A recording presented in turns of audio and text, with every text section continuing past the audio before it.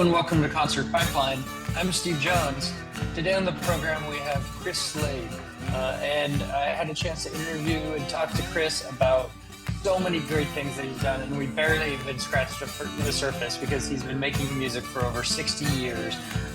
We start at the beginning, we move along the way to some of his time working with Tom Jones, and we skip a gap a little bit in terms of a couple of bands that he's been a part of that are legendary. I mean, we didn't even really talk about The Firm, where he played with Jimmy Page and Paul Rogers, and was a part of making Radioactive.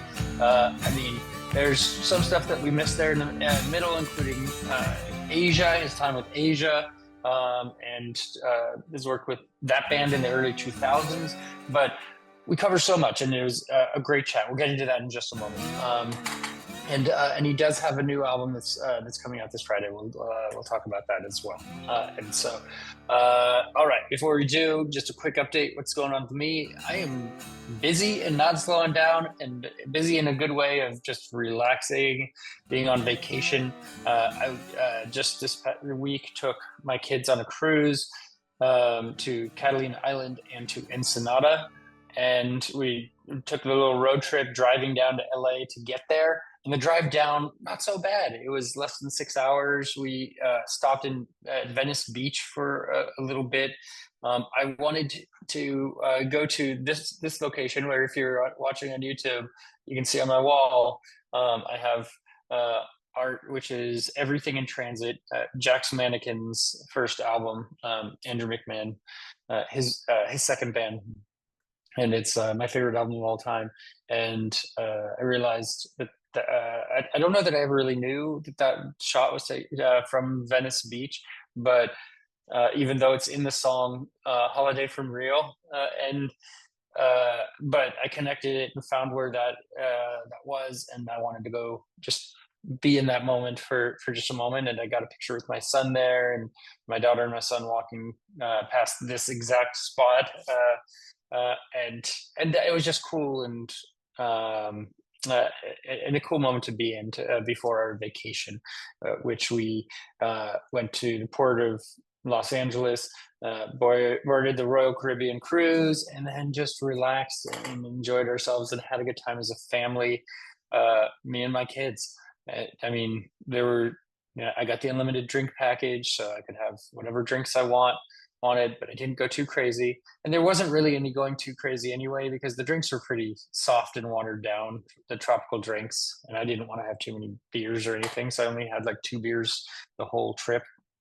But I relaxed, and we went swimming and hung out in the whirlpool spas and watched movies at night from the spa, and on a big screen, Wonka and Sonic and that sort of thing, and had a couple of excursions at Catalina Island where we swam with fish, and then the next day, Ensenada, Mexico, we're just walking around the stands and having in the streets, having a lot of people try and sell us things, and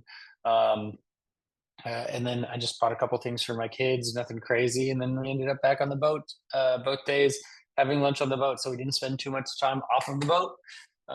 Had some great food, really tasty dinners, and buffets for lunch or breakfast, where we could just load up on all the crap we wanted, and it was great. The staff was incredibly accommodating also, and it was just a really positive experience. And I'd love to do it again sometime, go to a different location, maybe Alaska or, the Bahamas or something.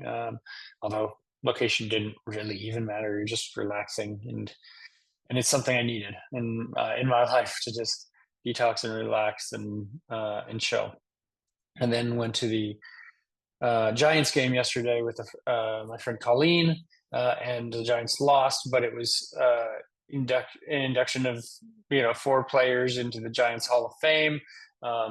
One notable that we were there to see was Sergio Romo, and we were there with first cousins of Sergio's, and that was just such an interesting experience, because they we're determined to meet up with Sergio or to say hey to him, even though they had no connection to him anymore, didn't have his phone number, hadn't set up anything in advance. But we're trying to find him through guest services and we went down to the field right against the field near the Giants dugout, and I mean security was letting them just go, and I was a part of that group, and so we got to watch the pre-show where they were being inducted and interviewed, like from like right up close, which is cool. When our seats were really in the sky, where we were going to get hit by a plane, possibly, and that was just fun. So I've been having a good time. And then next week I'm going to Seattle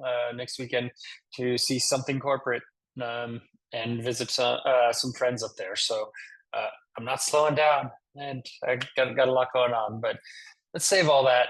I a good interview with Chris Slade. Let's go ahead and bring Chris on into the program. I'm sorry I'm late. Can you hear me? I can hear you, yes. How are you doing, Chris? Pretty good, thanks. It's Steve, is it? It is, yes, yes. I went to the wrong meeting. They didn't like it very much, but they weren't a big fan. They're like, what are you doing here, Chris? Come on. I didn't hear that properly, I'm afraid. Oh, I just said they were just surprised to see you, or yeah. This is a closed meeting. Terribly sorry. Not the place for you. It's our church social. Please go away. Yes, okay. It's easy to confuse a podcast, a music podcast, with a church show, so it happens all the time, right? Yeah. It's obvious, and it must happen all the time. Yeah, for sure. Question for you before we get rolling too far. Can you turn your phone sideways so it fills up the whole screen by chance? Or? Landscape? Yeah. There you go. Okay, there I am. Right. There we go. Perfect. Okay. Well, Chris, aside from the little snafu, how's your morning treating you? So, or I guess it's afternoon where you are, right? Guess it's where I am? Yeah, it's afternoon right now? Yes, it is. I've just watched the Wimbledon tennis final. Yeah, and how was that? It was good. I enjoyed that. I can't play tennis, but one of the band he still plays tennis. Steve, the singer bass player. Fun to watch though, right? Yes, it was. It was. Excellent. Well, lots to talk about. I mean, obviously the timeline and all of your history. We'll dig into that. I'm really curious for you though, kind of how you got started. What music was on in your house as a kid? Like, did your parents play a lot of different music? No, none of the above. My father was a tap dancer and singer. Amateur guy. He used to work in a factory in the day, and then he'd go and do shows at night with what we called then was a concert party, which is a bunch of guys, a tenor and maybe a comedian and another singer, and sometimes this guy called Tom used to come and sit in with them and sing the newer stuff, like Ghost Riders in the Sky. Things like that, really new, Yeah. And he turned out to be Tom Jones. He did. I figured that's where that was going. So, yes. And what about your mom? Any music appreciation or any influence there? I never met him. I never met Tom until I joined the band, so to speak. But my brother knew Tom because they went to school together. Or at least went to the same school together. And my father used to come home every night and say, what a great singer this kid was. He's probably a teenager. And I said, well, he can't be that good, otherwise he'd be on the telly. Yeah. It's only a matter of time. My father was correct, Yeah. And he's still singing now, Tom. Yeah, still doing it. Yeah. Yeah. Unfortunately, My father isn't, but No, you know, he's not still much, I tap imagine. dancing, no? He's still tapping. I love it. That's that's awesome. That's awesome. And so, what was it about drums as a kid? Did you start as a kid playing drums? My elder brother was a drummer in a street marching band with one of those big brass, you know, 2 foot deep snare drums. And he used to bring it home on weekends for the brass to be cleaned.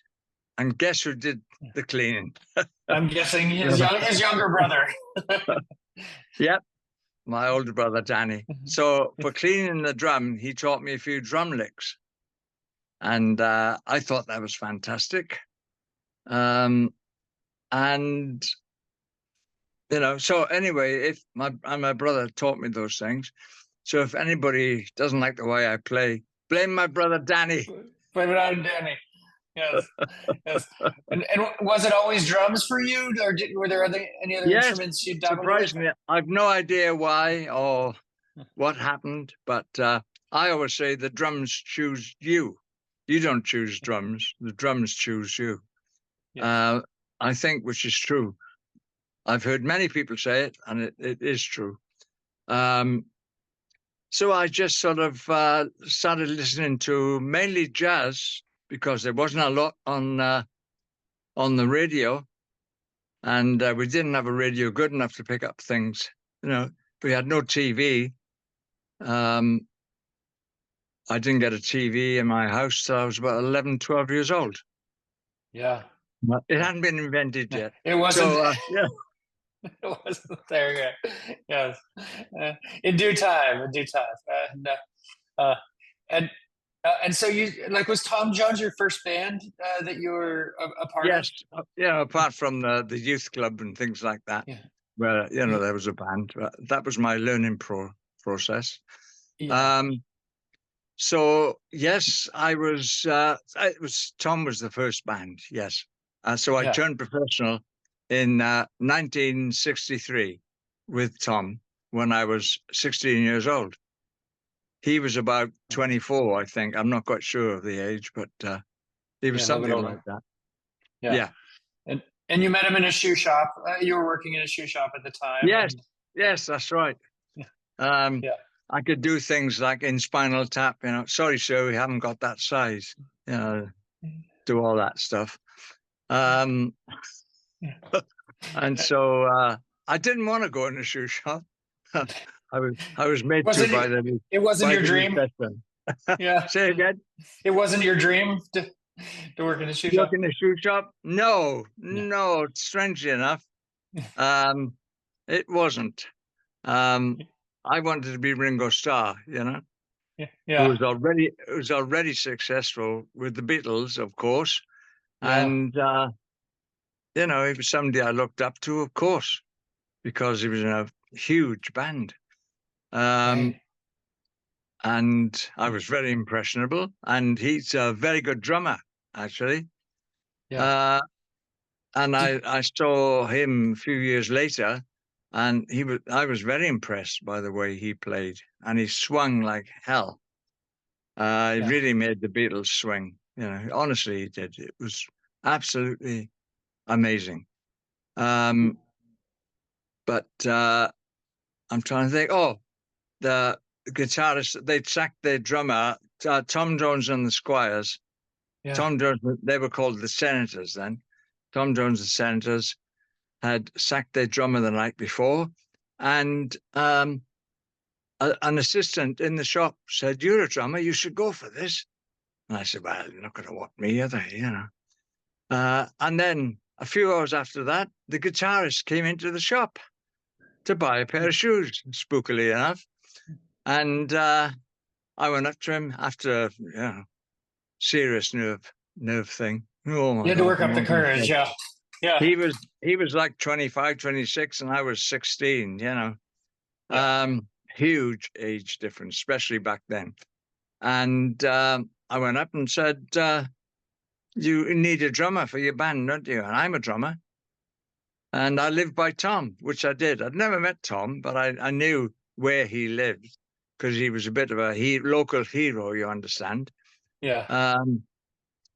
And he said, okay, we'll get in touch. They got it. I can't remember how, because there were no cell phones in those days. The old black ring, ring, ring, ring at home. Yeah. Well, it wasn't even at home. Sorry. It was in the phone box at the bottom of the street, Oh, because we didn't wow. have a phone. Apart from TV, we didn't have a phone, and not many people did in those days. And so they came to my house. I had my brand new Premier kit set up there permanently in one of the rooms. And they came in, the whole band.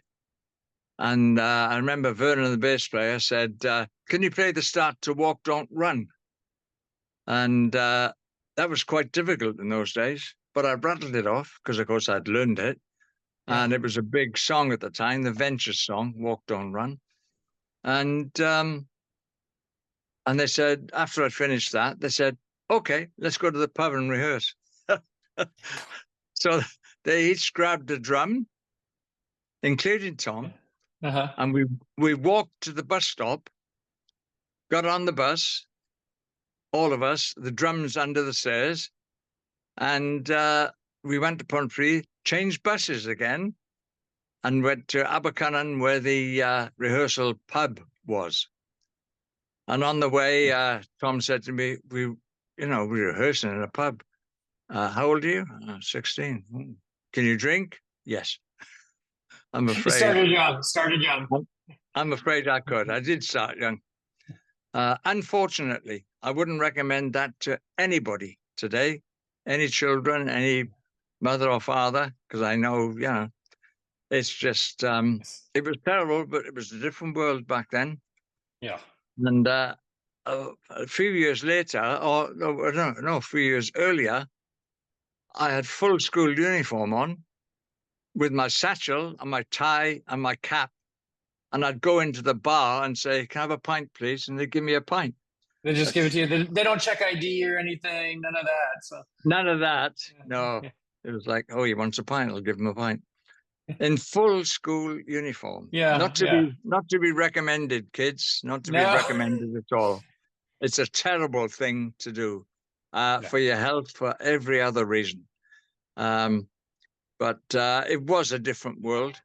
Yeah. And and I started liking beer, I suppose. Yeah, and I mean, and that's one thing. But I mean, on the swinging the other side, it was a different world back then in the '60s, and you never. 50.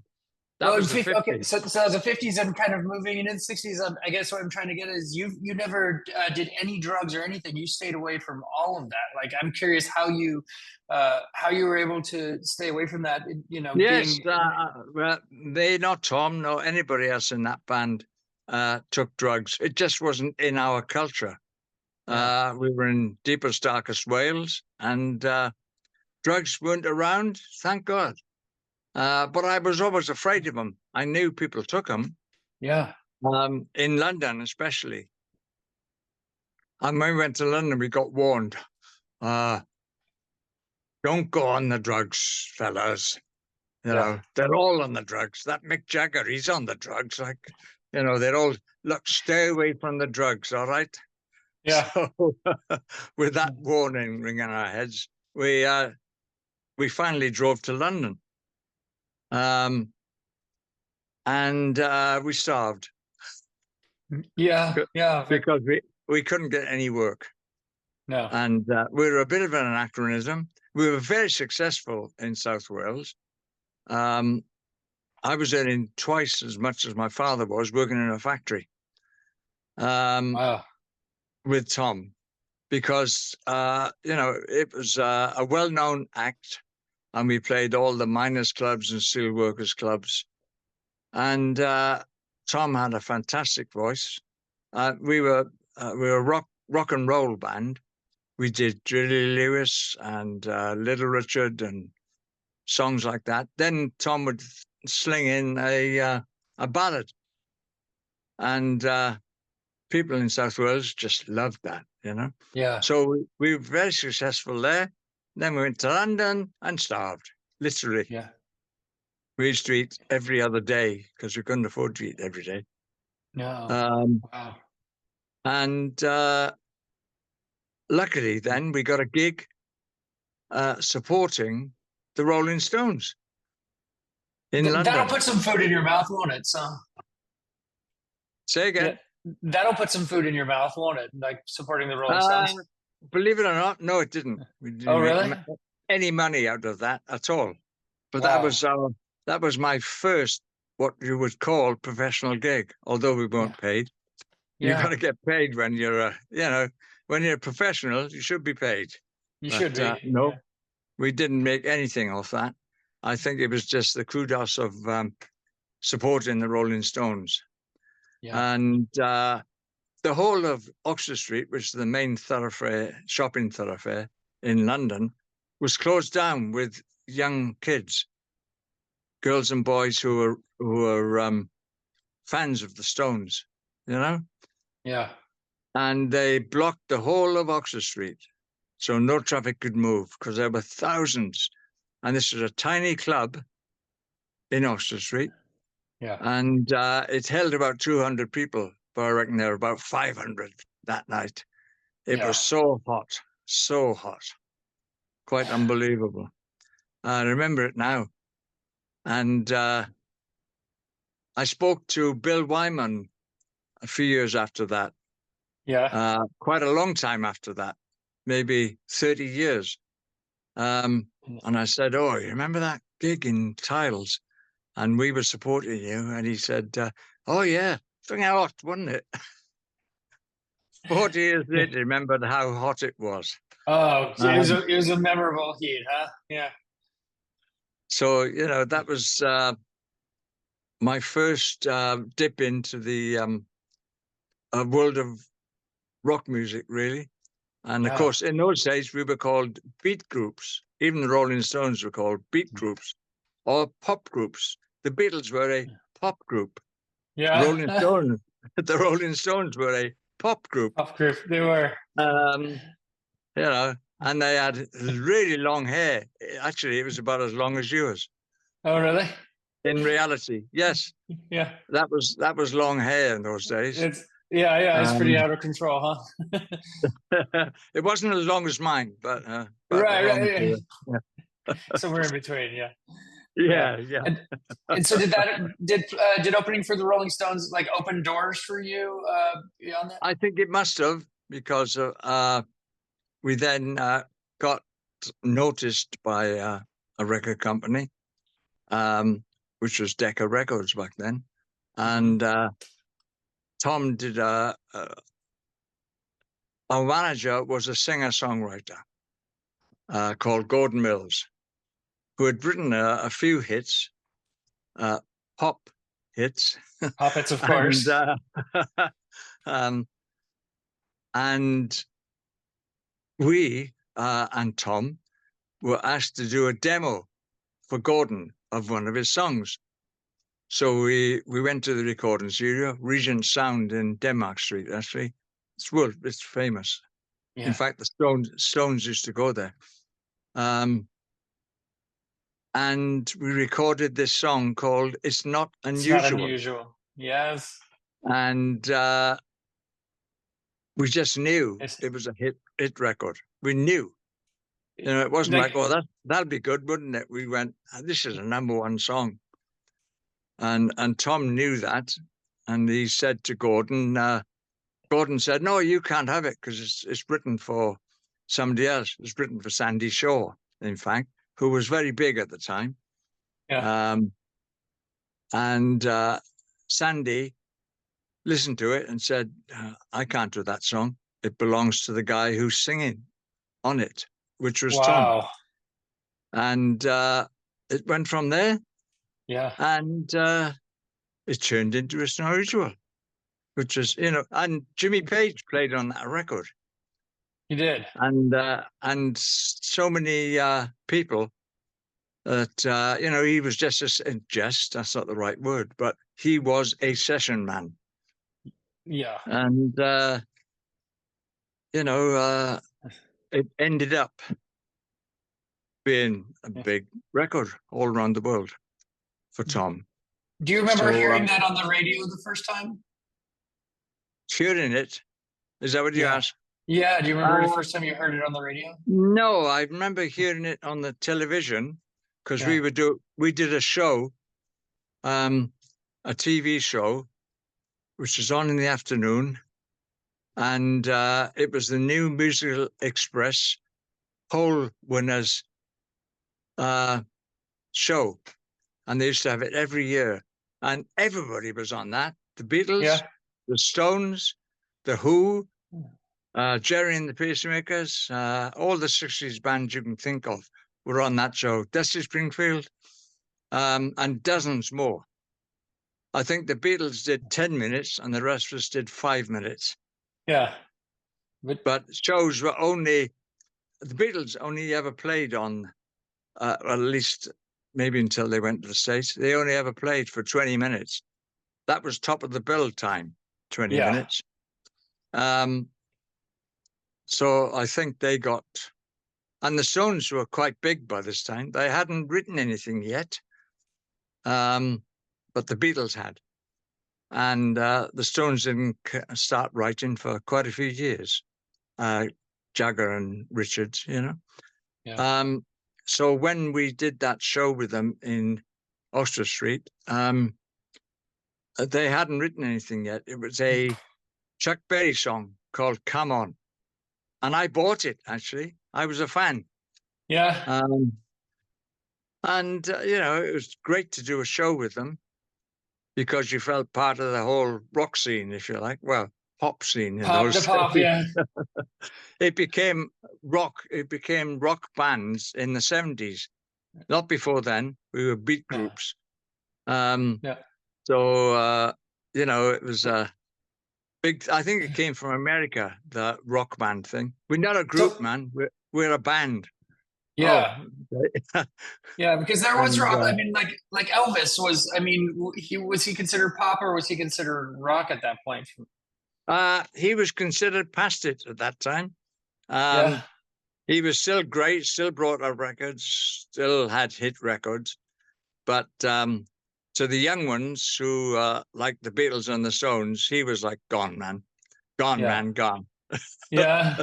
He's done. Just time had And passed. we were ourselves. We were a bit of an anachronism because we were a rock and roll band, jeans and leather jackets, you know, even Yeah. Tom. And then with this unusual, Gordon Mills decided to put Tom into cabaret. So that started, I stayed with Tom. So did the Squires for a few years, actually. And I stayed with him. He changed his name then from Tommy Scott to Tom Jones. And I changed my name from Chris Reese to Chris Slade. We all took our middle names because they sounded better than to Yeah. us. They're better Yeah. than our real names. Well, it is my real name. Slade is a middle name. So we all took our middle names, Tom included. And, you know, I was with Tom for 7 years in total. And then I left in about 69, 70, somewhere around there. And Yeah. I went with Olivia Newton-John. Yeah. And how Um, was working with Olivia? yes. It was a movie project, and it was terrible. I'll say that now. It was awful. Yeah. It was like a space thing, and it was so badly done. But never mind, I won't go into that. It was no Um, grease, huh? so they paid me quite well, as all movie projects do, and that went on for about no more than a year, probably less than that. But it was great because you know I got a call then from Manfred Mann at home Yeah. again, ring ring, big black phone, and Manfred said, "Oh, I'm putting a band together, but I'd like you to play drums." Oh, okay, Manfred, thank you. So that was the start of Manfred Mann's Earth Band. which I stayed with all the way through the 70s. Yeah, you did 8 albums with him. Yeah. Yeah, yeah. And that was a good band. Mick Yeah. Rogers is still with Manfred. Manfred is still working. He's 88 or something. He's It's still incredible. doing gigs. And it was a really good band. Yeah. And it was more like Cream than anything else. And I Yeah. mean that. I'm not just, saying that. No, It there's was a similarity for sure. Yeah. a really jamming band. We could never capture it on record. But More of a live band. live Yeah. shows, yeah, we were more of a live band. So what did I do after that? I can't remember. Well, Manfred. So blinded by the light. So tell me Yeah, about kind of how that came about, and like the impact of taking that song and making it, a into what it became. journalist, Yeah. gave me and Manfred each a copy of Greetings from Asbury Park. Yeah. And which is now a multi-million seller, but then it had disappeared without a trace, gone down the tubes. Nobody bought it. Yeah. It's multi-millions now. I'm sure it's sold. But then we did Blinded by the Light, and everything changed for both Earth Band and Bruce Springsteen. I'm sure he doesn't like the song because Manfred changed it completely from like a shuffle thing and very low key. I think it was just one guitar and Bruce singing. But Manfred saw something in that, and he made it, an arrangement, and Earth Band all liked the arrangement, because it was democratic back then. Yeah. Manfred, we were all equal, but Manfred was more equal. Yeah. Yeah. And did you ever talk to Springsteen about like that? That's No, all. Did you ever no, get and neither did Manfred. No. I think Manfred tells a story. He called him once, and it was rang this hotel room from Britain, which is difficult in itself, actually, Yeah. to do that in the 70s. And apparently Bruce answered, and he said, hello. And it's like, oh, sorry, Bruce, are you asleep? Yeah. Okay, I'll call back. Bye. And he never called back. That was it. That was it.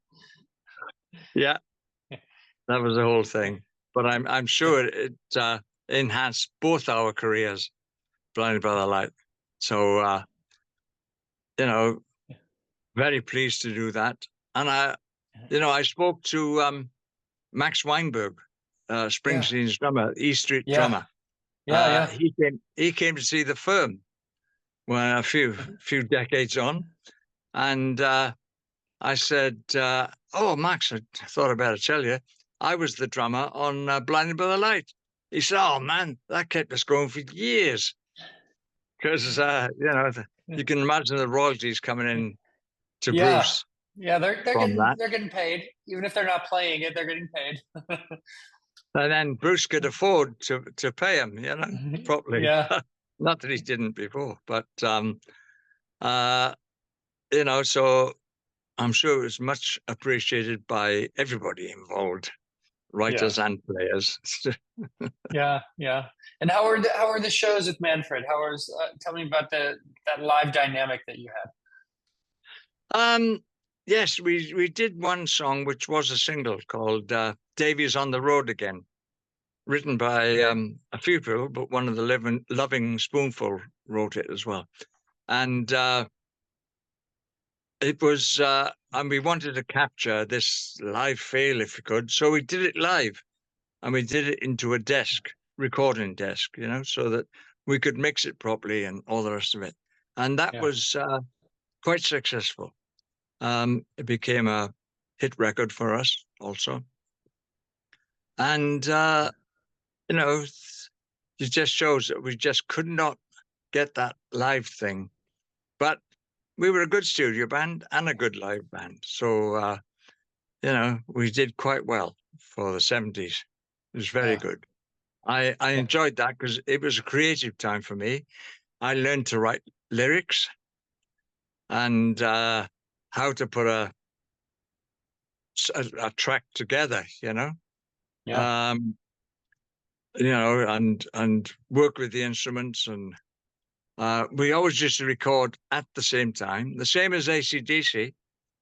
And we were all separated, of course. All the sounds are separated so they wouldn't bleed into each other.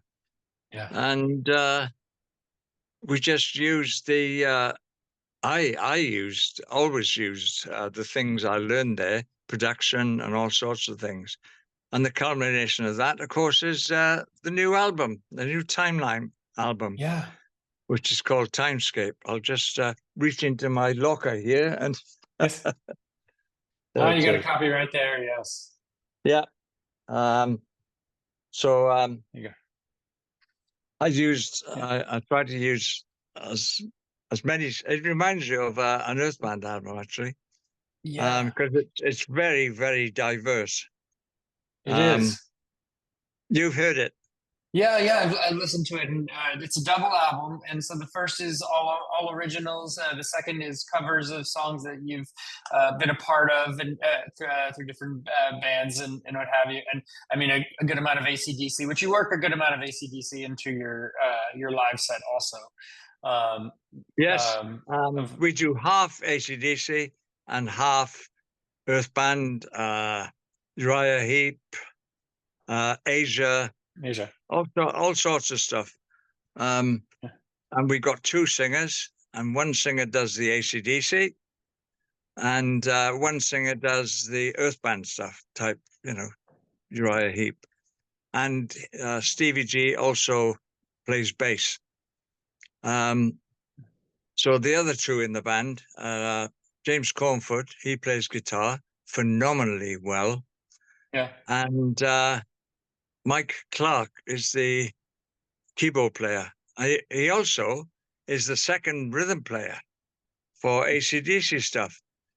When I put the band together, the guys were up for it. I said, I want to play my career, really. yeah, And they went, okay. And they were capable of doing it. I could see they were. I could tell. I used to go and see them play covers in places. And they would do covers, but it would be Genesis, Kansas, all that sort of thing, and do it perfectly, vocally and musically. yeah. So, I knew they were the right guys to do this band. And we've been together 10, 12 years now. And they're younger guys, right? Like They were, they're younger. They're like in their 30s. Is that right? yeah, yeah. Yeah, yeah, I and, was just about to say, yeah. James and Mike have been working together since they were 11 years old, and they're 35 now. And so, they're very tight and they know what each other's going to do when we're on stage. So we finally captured, I think, what we tried to do with Earth Band, which was the excitement of live playing. And this band certainly does it live. It's like unbelievable. We get such a great response. We play for 2 hours every night, That's incredible. and people at least 2 hours, and people are like just in awe. Honestly, I Yeah, say that not so much of me, but of James and Mike and all the guys, because it's a really musical band, if you like. They only complain when we say it's the last song after 2 hours. yeah, So it's a great experience being with these guys, and I love traveling. And we go in a van. We don't fly.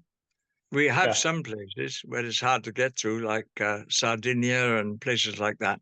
So we fly to places like that, but mainly drive because we want to use our own equipment. I want to use the Rock and Bust drum kit, Hmm. Rock or Bust drum kit, and because DW drums are just absolutely tremendous. When you get a rental kit, even if it's DW, it don't sound the same because Yeah. it's been tuned so many different ways by different guys. You know, a jazz player, and then somebody rock comes in and detunes it perhaps, and so we do play rented stuff sometimes, but it's so much better to use your own things. So that's the reason we drive. We're going to Italy in like 2 weeks, Oh wow. driving. Yeah. Um, Last weekend we were in Lyon, France, um, and we go to Spain, and we go to Germany quite a lot, and all points east, like Czechoslovakia, well, now Chechnya, Yeah. and Poland. We were in Poland this year, just about 3 months ago. Wow. So, we have a very full musical uh, thing going on here, and it's really good. But the culmination is this record, Timescape. Yeah. Um, And, you know, we always recorded, but we didn't know why, but we always did. I always had a plan of putting out an album, in my head, that is. I'm sure the guys did too. So about 2.5 years ago, I discovered I could write melodies. Now, I'd never written melodies before in my life, yeah. always lyrics. And I thought, hey, this isn't bad. I quite like this. So I'd work them up in the studio and I'd do demos. And then the guys would listen to the demos and put their own parts on them, you know? Yeah. I'd say like guitar solo here, and so then James would scream away because, he makes some of the tracks with his playing actually. Oh yeah. Um, and they persuaded me to do one track vocally as a lead vocal, which because they said your demo has turned out so well that you should sing when we record it for real. And that's what we did. Which one was that? Time Flies. Okay. Okay. Yeah. And Yeah. End of Eternity, which comes after Time Flies. Um, James just wailed over the top of it, and it was magic. I think Yeah. it is magic, actually. So, I was so proud that we could finally have enough material to put an album out. And that's why the double CD is because, the original's on one side and the covers on the other. Yeah. So that's about brought us up to date, actually. Yeah, yeah, no, no, for sure. And it's a great album. I'll say that as well. And the Oh, covers, thank you. I love the versions of the covers that you do. And the originals are, are awesome. Also, it's got a lot of Of course. punch to it. It's really, well done. I like it. Was it a pretty smooth process for you? Did you send files back and forth? As it kind of came together, Yeah, it was, but it took a long time. It took 2.5 years, to put it all Yeah, together from start to finish. But I loved it, and I'm still recording demos now for the next album. yeah, yeah. They already are not stopping anytime soon, huh? And Yeah. this one hasn't come out yet. It comes out next Friday. Yeah, you got to always be thinking that step ahead, don't you, Chris? Yeah, you must. Yeah. Yeah, So yeah, I'm very pleased with the way this one turned out. So I hope the next one will also, but this is, as I say, it comes out next Friday, 19th of July, I 19th. think. Yeah, Yeah.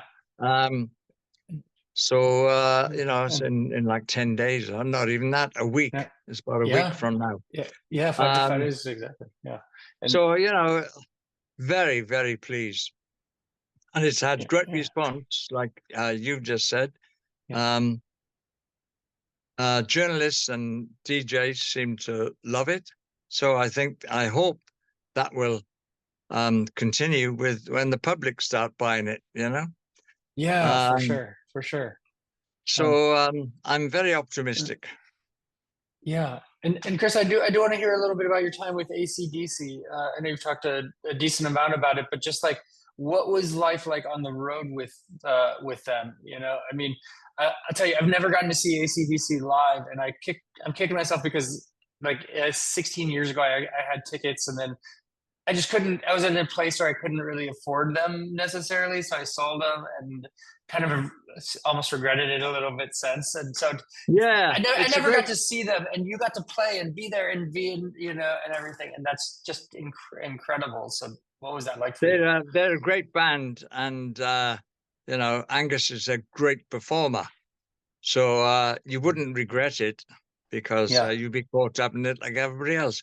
We used to play for 2 hours also, um, and at the end of it, I was a limp rag, to be honest. We all were, yeah. especially Angus, because he doesn't stop running No, no, the leave it all whole on the time. stage.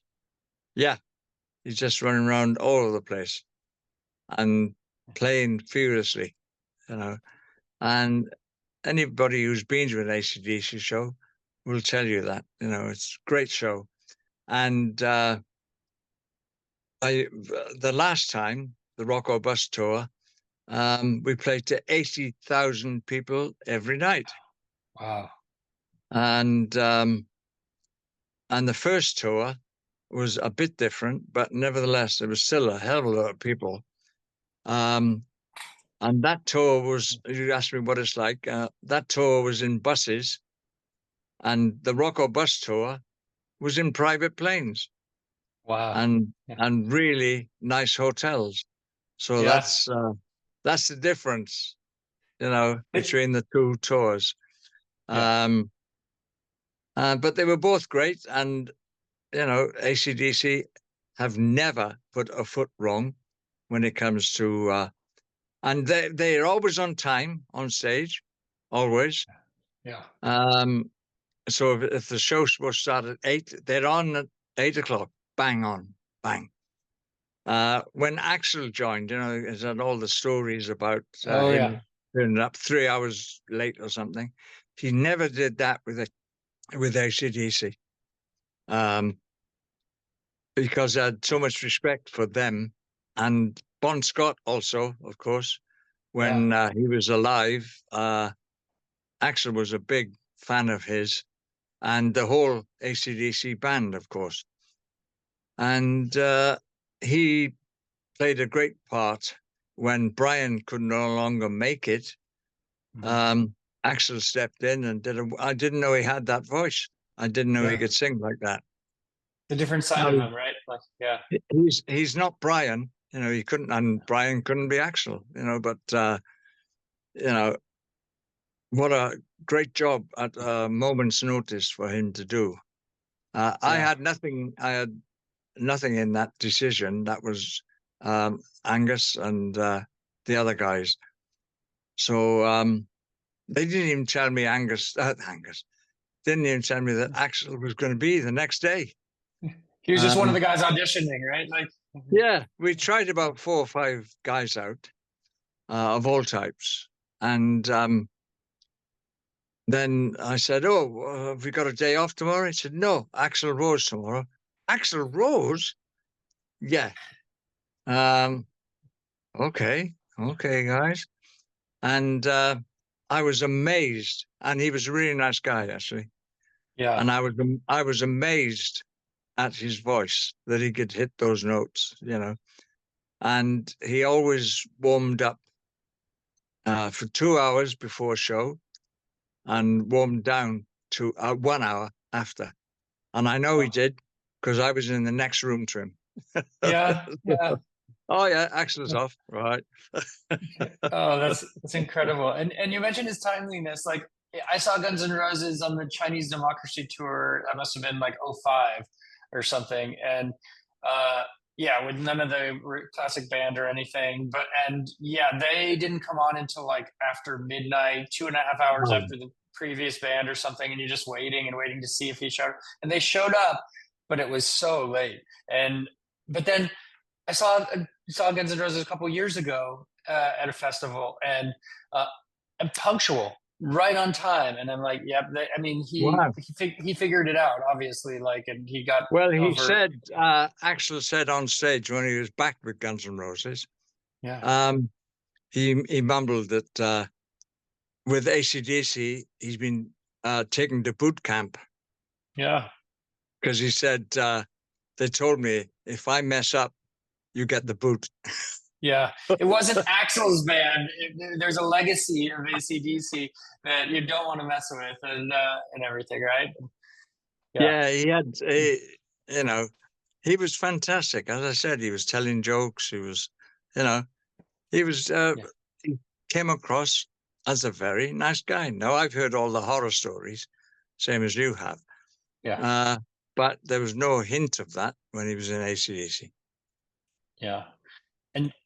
And what for you was it that legacy that kind of with in terms of Phil's coming and going, like that you just when you said, okay, I'm out, then if he's Yeah. back, that you're just like, I don't want to touch it, just I'm here if you need me, but you say, you don't need me, I'm free. Yeah, my thing was, if it ain't broke, don't fix it. And that's Yeah, what they were doing as far as I could see. And although I was very pragmatic about it, I was devastated, actually. yeah, Um, Malcolm made that call himself to me. He wasn't a manager or anything. Um, and that was, I felt for Malcolm because I've done that call once or twice in my life, and it's a terrible call to make. Sorry, man, you're not in, or, you can't do that anymore. Um, and it's a really tough call to make. And so I felt for Malcolm in that, and he was great. He said, "No, you can hang around. Um, we'll still keep paying you, and you hang around." I said, "No, I'm gone, Mal. If yeah. it ain't broke, don't fix it." So I did, and I didn't touch a drumstick for 3 years after that Mhm. because it destroyed me. And I thought, you've given everything you possibly could give, and they're going to use somebody else now. And that somebody else, of course, is Phil. I know, I can understand. Um, it's like trying to replace Ringo in the Beatles. He's the original, Yeah, and people they really don't believe me when I say this. He should be there. He should be on stage. Um, I'll do the best job I can, and so will anybody else that comes in. And it's professional to do the best job you can. yeah, And most people are professional when you're professional in this business because it's a terrible business. yeah, yeah, yeah. You Well, you you know that, I'm sure.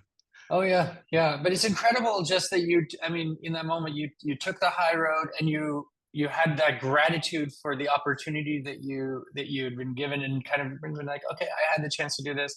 I can step away from it. Like, who in their right mind is going to step away from it if they have the option? You're going to hold on tight, but really just to be able to take yourself out of that equation and look at the bigger pictures, I mean, is huge. Yeah. Well, I've always been philosophical about most things. Um, I went to I actually went to art college then and learned to draw for 3 years, three solid 3 years, for like 6 days a week at least. Wow. And I loved doing art, and I didn't touch a drumstick for 3 years. Um, so then, and some people would say, "Well, you can tell that." Well, how was it when you picked the drumsticks back up? Like, I mean, was It it was feel fine, natural? Yeah, yeah, fine. It just felt absolutely natural when I did. Um, and you can have other interests. Of course, I was still interested in music. yeah, How could I not be? And but people think I'm really bitter or something. He's listen to the way he's talking. He's talking. No, I'm no, not no, bitter.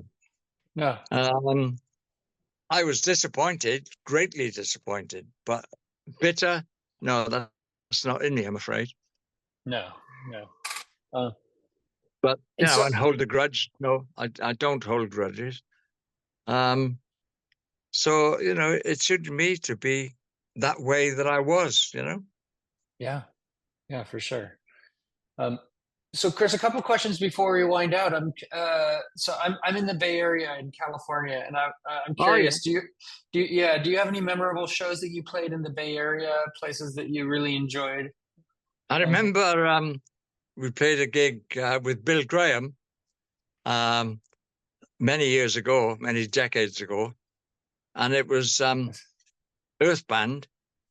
And Manfred said to Bill Graham, and he's a Hammond organ player, right? yeah. So and there wasn't a Leslie speaker, so he went to Bill Graham and said, "It's a true story, by the way." Went to Bill Graham and said, "Bill, I must have a Leslie. I can't do a show without a Leslie. I've really got to have one." And Bill Graham looked a bit surprised and perplexed, and he went away. And but an hour and a half later, he came back with a young lady and said to Manfred, "Manfred, here's Leslie." And she'll be speaking. Yeah. I promise that it sounds like a joke, but it was a true story. Uh, I've heard He Bill didn't Graham's a know character. Yeah. he didn't know what a Leslie speaker was, No. obviously. Um, so that was funny. It sounds like a joke, but really, it's a true story. I promise you. Oh, that's great. That's great. And was that at the Fillmore West, or do you remember where that was? It could have been. Yeah, it Yeah. could well have been. I remember playing that. I remember the name at least. Yeah. Yeah. Um, and decades later, I used to live in California. So Oh, for a few years, and also in Las Vegas. yes. Me and my Hmm. missus used to live in Vegas, Yeah. and we never went to the Strip. No, Hardly stayed ever. away from that. Yeah. Yeah, hardly ever. Yeah. And as most locals do, used to go in if we wanted to see a show or there was a rock show that was on or something, we'd go then. Um, we were just there this year, and I can't believe the dome that's there. Oh, wow. I Have you mean, I ever hear seen that? I mean, only pictures and video, but I just hear it's like incredible. And you don't even have to like the band. Like I've heard of people who like, I'm not a Grateful Dead fan. I don't know a Grateful Dead song or Fish or whoever's, but just to be in that room and is an otherworldly experience. It's like it's crazy. Yeah, I can believe that. I can believe that.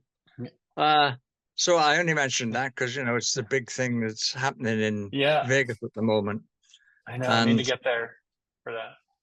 yeah, Yeah, it's worth seeing, um, yeah, especially at yeah. night when it all lights up. It's Oh it's yeah. incredible. You haven't Yeah. been to a show in it though. You haven't been to a show in the Sphere yet. Say again. You Have I haven't been been to to a a show? show in the actual Sphere in Vegas.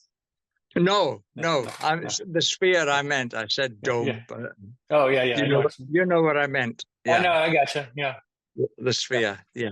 yeah, Um, yeah. no. But I would love to do a show there. Who wouldn't? But it is massive. Is a huge amphitheater Yeah. and acoustically perfect, I believe. So it ACDC would would be be. able to do okay there, I think. So, Oh yes, yeah, definitely. Last yeah. time we were there, we played MGM, I think, which is Oh, another big place. But this takes the cake out of all the things in Vegas. yeah, So yeah. yeah, the Sphere. That's right. I forgot. That's In my awesome. head, it's the Dome. It works. It works. Yeah. And And last question for you, Chris, and then I'll let you go is do you have a favorite concert that you've either been to or one that you've played, one that holds a special place in your heart? Um, they're all great memories, actually, and sometimes you can't even remember because one show after the other, 80,000 people, all looks the same, everything's the same, Yeah. so it blends into one. But there were two shows. The first time I was in the band, and that was live at Donington. And we did a show in Moscow, a free show in Moscow. And the government asked the Russians, who do they want, to see? Do you want the Rolling Stones? Do you want Bruce Springsteen? Who do you want? And they all came back, AC/DC. So they gave a free, they paid for the band, of course. The government paid for the band. And they gave a free show at this, I think it was Ticino airfield. And the crowd just went over the horizon, just went on and on and on. They had sound towers, so everybody got the same sound at almost the same time. Wow. But it was like over a million people. Wow. That's crazy. And it was incredible to see that many people in one space. It was, it was an old airfield, so there was, a lot of flat space and concreted over. So yes, those two were great experiences. I've had many, actually. I just love playing, and I'm really glad when somebody asked me to play drums. I'm quite grateful, actually. So, and I always have been. So, you've just got to make the most of it and love what you do, really. And I do. Yeah. Otherwise, I'd be doing it at my age. And driving to shows. I love it. Yeah, exactly. I mean, it shows, right? Like in all of your music and everything that you've done in the new album that it's all so great. And I'm glad you're still able to do that and do what brings you joy, right? So that's awesome. Yeah, absolutely. It's the best fun I've had with all my clothes on.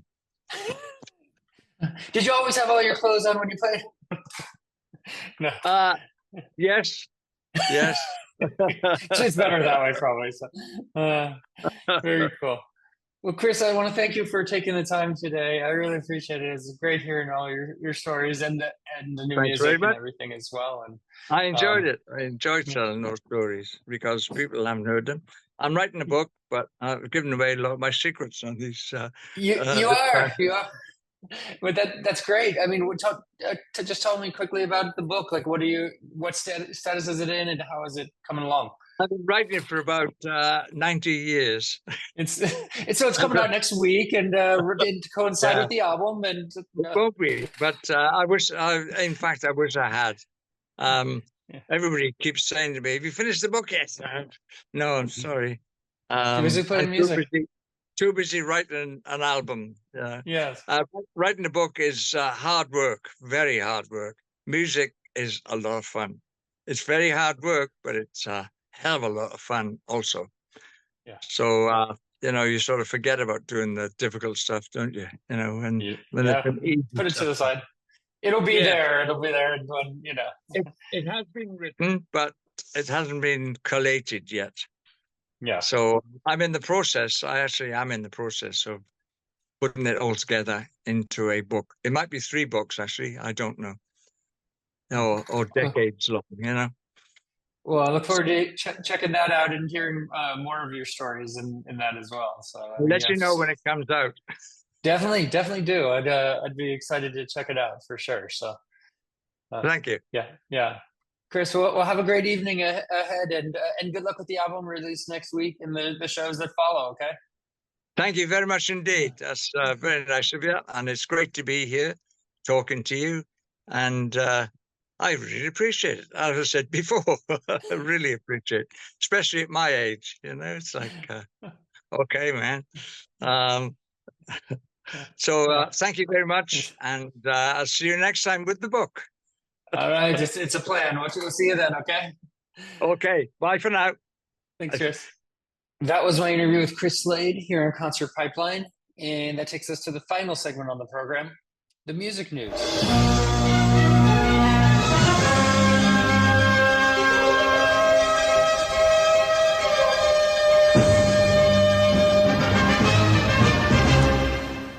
Okay, I got a couple stories to wind out the program today. First is there's video of Iron Maiden singers Bruce Dickinson and Paul Di'Anno meeting for the first time.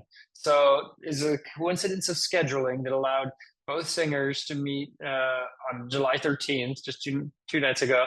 And it took place in Croatia, where the current frontman was playing a show in support of his solo album, The Mandrake Project, and Di'Anno was in the same place to promote his upcoming debut album with his new band Warhorse. So neither one was attached at this moment to Iron Maiden, and I guess they were able to meet up. They heard that they were both going to be in the same location, and they were able to meet up. And you can kind of, I guess, see that meeting. There's a 45-second clip that features them discussing physical health, with wheelchair-bound Di'Anno explaining how much movement he's capable of and how it affects his mental health as he awaits knee surgery. He admits, "I won't be getting back on the Harley anytime soon," before telling Dickinson, "Right then, I'm going to have to fly, me old mate." And so a good opportunity for them to get to meet up and meet each other and talk about the band. I'm sure it's a pretty rare, cool opportunity. All right, Will Ferrell is going to play a benefit show with the Swedish House Mafia in Chicago. He's going to play a DJ set. I didn't know Will Ferrell was a DJ, but maybe he's just pressing play on an iPod and being his hilarious self. And it's in aid of Cancer for College. He's going to step behind the decks at the Wintrust Arena on October 26th. He announced in a video this week. And he was wearing his Will Ferrell. The video goes like this. He says, "Oh, hello, I didn't see you there." And he's wearing a Swedish House Mafia t-shirt. He said, "I have a major announcement to make. I'll be playing with my band, Swedish House Mafia," just like he's in the band. And then he's like wearing shades in front of a keyboard and everything. I don't know. It's pretty great. And let's see. Yeah. So and then I'm sure that would be an incredible show to be at, just to see Will Ferrell with Swedish House Mafia. And so other thing that's a little bit closer to home is the Zombies' Rod Argent has announced his retirement from touring due to stroke recovery. We had Rod Argent on the program a year or two ago, I think early COVID, I want to say. He announced his immediate retirement. And it wasn't easy because he's been playing with the band, and he had a stroke shortly after spending a weekend in London with his wife Kathy to celebrate their 52nd wedding anniversary, as well as his 79th birthday. And doctors advised him to take several months of rest and recuperation. He was already preparing to wind down his live performances scheduled after health scares on recent tours. However, the stroke was an unmistakable warning sign that the risks are too great. And so all upcoming appearances from the Zombies have been canceled, as well as a 2024 US tour that was in the works. However, the band's second annual Begin Here festival on November 8th to 10th will continue with a special show honoring Argent, set to replace the Zombies' original scheduled performance. He says he's not going to retire from writing. According to their managers, he's already been back at his piano for some much-needed Bach therapy. And so he's still planning on making music with the band. He just can't tour, play shows. So thoughts go out to Rod and his family.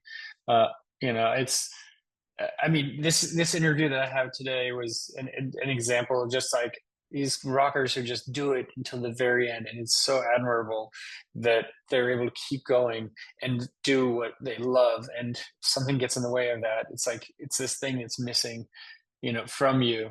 I just hope he's okay. This is a cool story. The Killers paused the London show to watch England's Euros semi-final victory. So they were celebrating England's victory It was the penultimate show of their 6-date residency at the O2 Arena in London. And they stopped in mid-show and put it on the big screen while England secured a 2-1 victory against the Netherlands during the UEFA Euros semifinals. And then they, I think, went immediately into Mr. Brightside to celebrate, and there were confetti cannons that went off, and super exciting. A lot of people, of course, recorded video of that moment. That just you're in the location, you're doing the thing, you want to pay nod to the people of the location that you're in. That's the way to do it. I really respect it. Last story is Mick Fleetwood. He'd love to see a healing between Stevie Nicks and Lindsey Buckingham. We reported on the program last week that Stevie Nicks said there will never be another Fleetwood Mac show. Buckingham and Nicks joined Fleetwood Mac in 1974, and they were romantic partners at that point. And they'd performed in a duo called Buckingham Nicks, and there's been some animosity and challenges, and Fleetwood just discussed their relationship in a new interview with Mojo, saying it's no secret, it's no tittle tattle that there's a brick and wall there emotionally. Stevie's able to speak clearly about how she feels and doesn't feel, as does Lindsey. He said, but I'll personally say I would love to see a healing between them, and that doesn't have to take the shape of a tour necessarily. He's of this mindset, why can't we all just get along, and life's too short, sort of thing. And so it doesn't look like that's going to happen, but Mick Fleetwood would love it too. So that's his perspective. All right, that's our show for today. Next week on the program, should have an interview with Susan O'Neill. So we got that coming. Also, I went and saw Chevy Metal again. They played